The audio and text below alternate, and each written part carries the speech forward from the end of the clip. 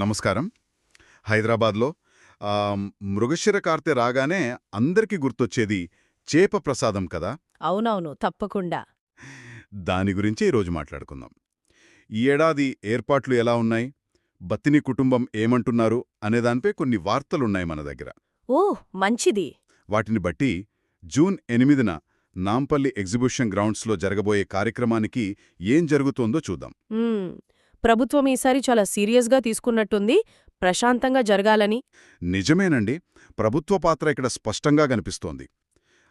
హైదరాబాద్ జిల్లా ఇన్ఛార్జ్ మంత్రి ఉన్నారు కదా, పొన్నం ప్రభాకర్ గారు. అవును.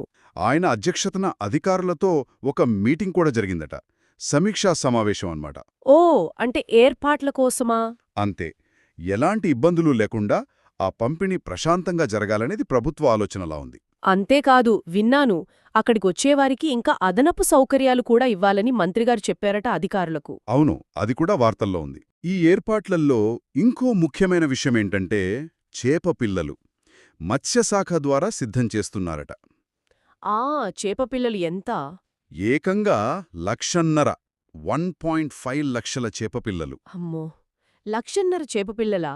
అది చాలా పెద్ద సంఖ్య కదా. అవును, ఆ సంఖ్య వింటేనే తెలుస్తోంది కార్యక్రమం ఎంత పెద్ద ఎత్తున జరుగుతోందో. నిజమే. అంతమందికి సరిపడా చేపపిల్లల్ని రెడీ చేయటం, అబ్బో, అది చాలా పెద్ద పనే.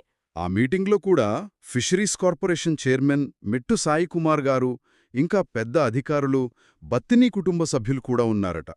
అంటే అందరూ కలిసికట్టుగా చేస్తున్నారన్నమాట. అవును, ఆ సమన్వయం కనిపిస్తోంది. మరోవైపు బత్తిని సోదరులున్నారు కదా, అమర్నాథ్ గౌడ్, గౌరీశంకర్ గౌడ్ గారు. ఉన్నారు. వాళ్ళు ఇంక బద్రీ విశాల్ పన్నాలాల్ పిట్టి ట్రస్ట్ చైర్మన్ శరత్ పిట్టిగారితో కలిసి మీడియాకు కొన్ని వివరాలిచ్చారు. ఏం చెప్పారు? డేట్స్ అవి కన్ఫర్మ్ చేశారా? అవును, జూన్ 8వ తేదీ ఉదయం మొదలైతే 9వ తేదీ ఉదయం వరకు ఆగకుండా ఇస్తారట, నాంపల్లి ఎగ్జిబిషన్ గ్రౌండ్స్లోనే. ఓహో, 24 గంటల పాటా? అట్టాగే ఉంది, నిరంతరాయంగా అని చెప్పారు. అయితే ఇక్కడింకో విషయం కూడా చెప్పారు వాళ్ళు, అది చాలా ముఖ్యం.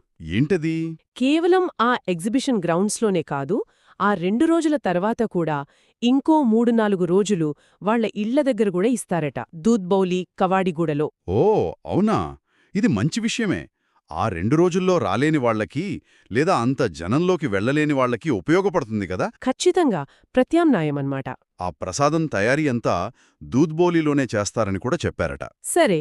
అంటే ఇప్పుడు చూస్తే ఈ కార్యక్రమం సక్సెస్ అవ్వడానికి ప్రభుత్వం ఒకవైపు ఏర్పాట్లు, వనరులు సమకూరుస్తుంటే, ఇంకోవైపు బత్తిని కుటుంబం వాళ్ల తరతరాల అనుభవంతో ఆ నిర్వహణ